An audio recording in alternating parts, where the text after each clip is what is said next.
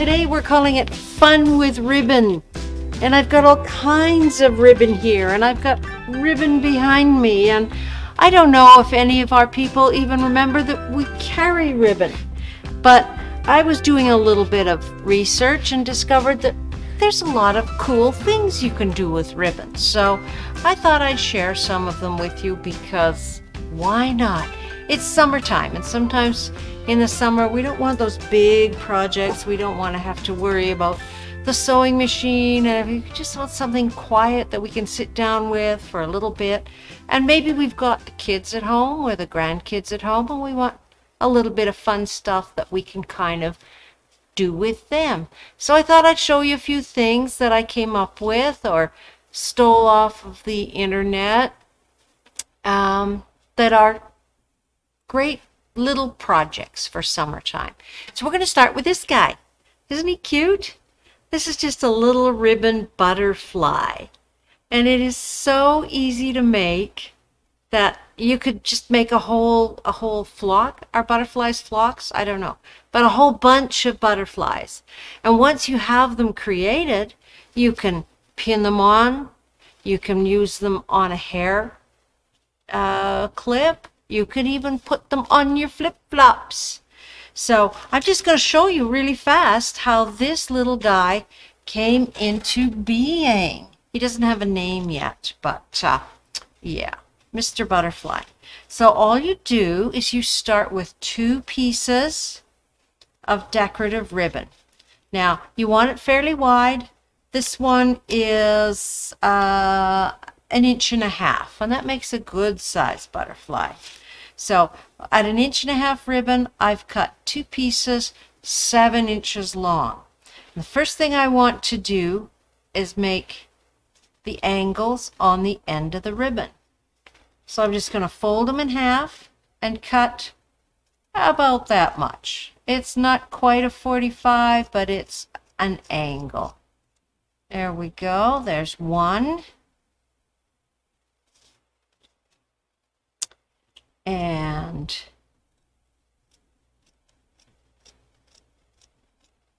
there is the second one. So now I have 2 pieces of ribbon with angled ends. I'm going to face them this way, like that, because that's how butterflies' wings are shaped. And then the easiest way to get them pleated, I've got my little needle and thread. If you take your ribbon and fold it in half, put your finger in the middle, yeah, about there, and then fold those tops down so that you have a single pleat in the center. Take your needle and thread because, hey, this is a sewing place. You could glue this. You could even resort to stapling it if you're working with the kids. But a needle and thread works just great. And take a couple stitches to hold that guy together. There we go. There's 3, like that. Set that aside. Do the same thing with this piece. Fold them in half, and then fold down the edges. Find the center and put them together. And make sure when you put them together that the angles go inward. So we're going to go in, back through, and this is what they call a grosgrain ribbon. So it has those ribs on it that give it a little bit of stability and strength when we're working with it. You could also do it with a velvet ribbon. You could do it with a satin ribbon. Or you could do it even with some of these great printed ribbons that Dawn's got set out behind me. So now I've got the 2 butterflies' wings stitched together like that. And you can always stop and put a knot in your thread if you're concerned about it slipping out. I find it didn't slip too badly on me. There we go. So there's our wings, like that. Now to make I'm doing the head and the body a little differently this time. So I'm going to start, which way over? This way over. And put my body piece on the bottom end. Oh, come here, thread. I'm going to come through to get my thread out of the way. And then I'm going to just tuck that down that way. There we go. Now he's anchored. I'm going to take that piece of ribbon and go up and over. I'm going to come around this way. I always get this backwards. Around the center. That's pretty straightforward. And because these solids are double-sided, doesn't matter which way over they face. So now I've made the little head of the butterfly here, like that. And I can take my needle and carefully stitch that into place. It's a pretty forgiving little craft here. You can just take a little stitch on the back side. I'll move that up. There we are. Just to anchor that. So now he's got a head there. And I'm actually going to do this butterfly. On the first one, I doubled the ribbon and took a little pleat in the bottom. This is a little bit different. I kind of think he's going to be cuter and he's going to be a little bit softer. So I can anchor my thread like that. I'm going to tie this off. Now if I wanted to put this on, let's say, a hair clip, I would leave these threads on the back so that I have something to fasten to the hair clip. In this case, I think I'm just going to snip them off. There we go.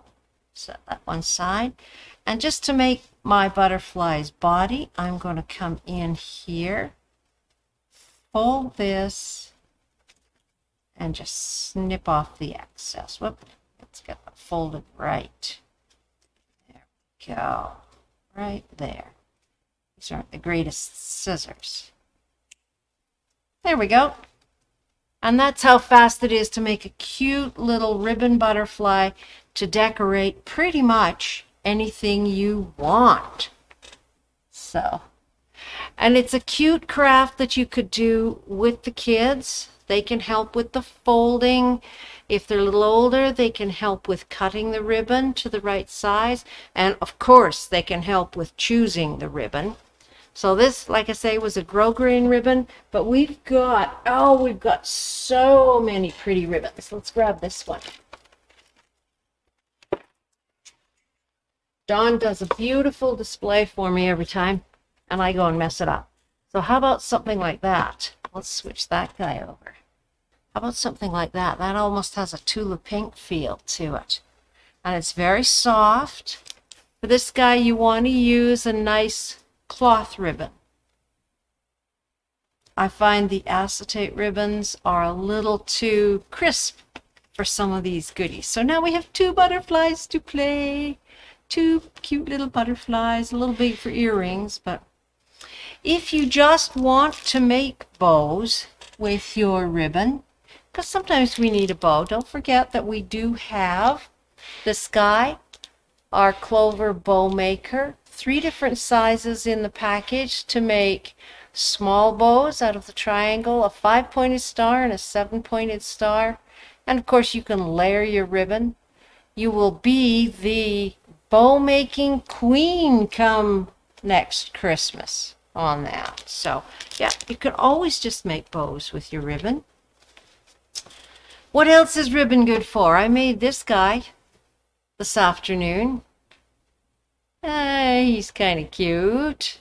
Let's put him under this one. It's just a little coaster or mug rug. If you've got scraps of decorative ribbon, again, this is the grosgrain. I just pulled it out of Dawn's goodie bin. But you could certainly use a satin ribbon. You could use a metallic ribbon. And it's just, I take a piece of felt and they're just stitched side by side. Move them up here. There we go. I just stitched this one down, laid this one on the edge and stitched him down. And then once it was done, it's just felt on the back. Once it was done, I marked the circle and cut that out, and it's pretty much finished. So you could make a whole bunch of those guys with some cute bright pink ribbon. You could use, oh, there's a green one, and do something really, really fun for summertime. So that's another quick little craft to amuse the kids with. Now, probably the fastest thing that I discovered when it comes to using ribbon are these little guys. These little guys are, this one is a key fob hardware set. So it comes with your slip ring to hold your keys, and it comes with the top of the key fob. So this is really, really simple. All you're going to do is take yourself a nice piece of ribbon that is ideally the same width as your key fob. Now you could embroider on your ribbon. You could put beads on your ribbon. You could just simply have a different color ribbon for each set of keys that you want to mark. And you can just take this. You could tie a knot in that if you want. Slip it into the holder like this, and there's little teeth inside. If I hold it like that, maybe you can see them. Slip that ribbon in there, and then this is just squeezed together with a pair of pliers like that. And then you have, so then you have your little key fob with your decorative ribbon on it. You slip the ring through there for your keys. Very handy way of marking which key goes to which door or which car or belongs to which person. And it's a nice, easy way of marking them. You could put more than one ribbon in. You could make it really fancy. So I thought that was a cute, cute, cute little thing. That takes just a pair of pliers to squeeze this guy together. So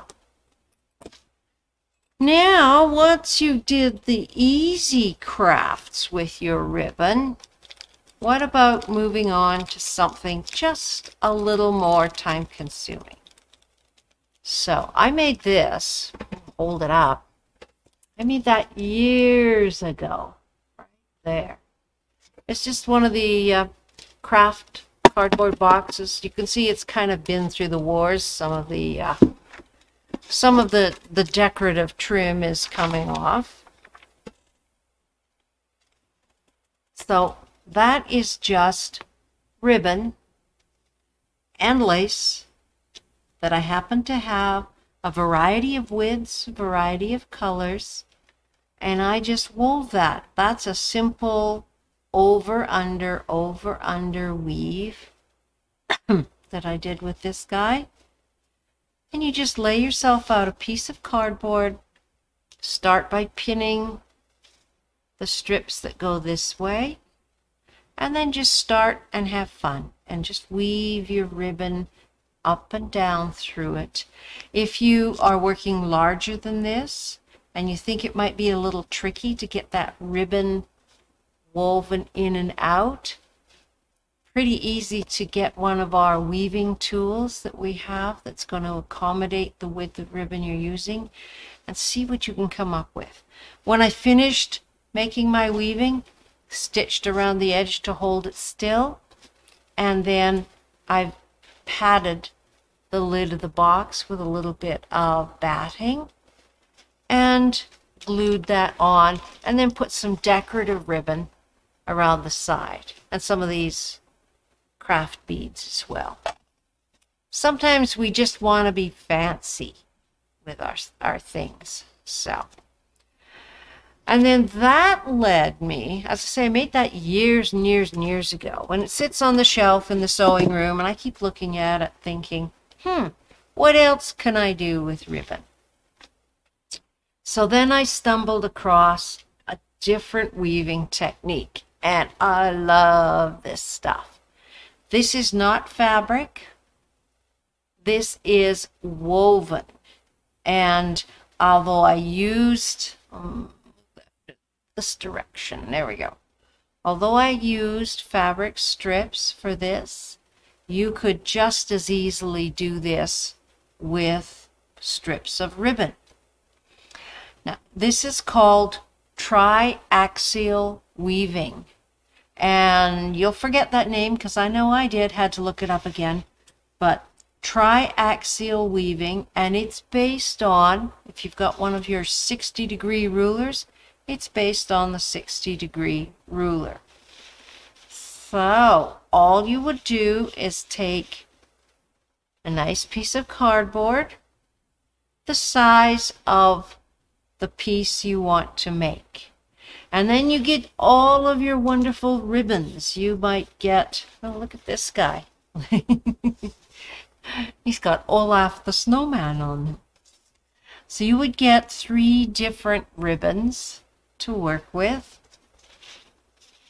And you would start pinning your ribbon across. You'd start by putting your verticals in, and then start on either side. And you're weaving it. It really hurts your head when you try weaving this stuff, because this red piece goes under there, where's he going? And under there, and he's coming out right there. But if you work at it slowly, calmly, this is what you end up with. I think it's so cool. And then when I finish this, you can see still a few pins around the edge. What I did was I ironed some fusible interfacing on the back side. So it's nice and stable. It's got good weight to it. And at this point now I can carry on, maybe make a little pouch out of it, or make a, how about a nice little rotary cutter carrier. But it just gives such a fun little look to it when done with a variety of ribbons. You could use a green in there. I like that one for the width. What else we got in here? There's a purple one. This is Dawn's thing. So you could do this over and over again. I wouldn't recommend working extremely large, but you get both. There's the tumbling blocks design. If you work with a striped ribbon, just think what you're going to get if you had stripes across some of these spots.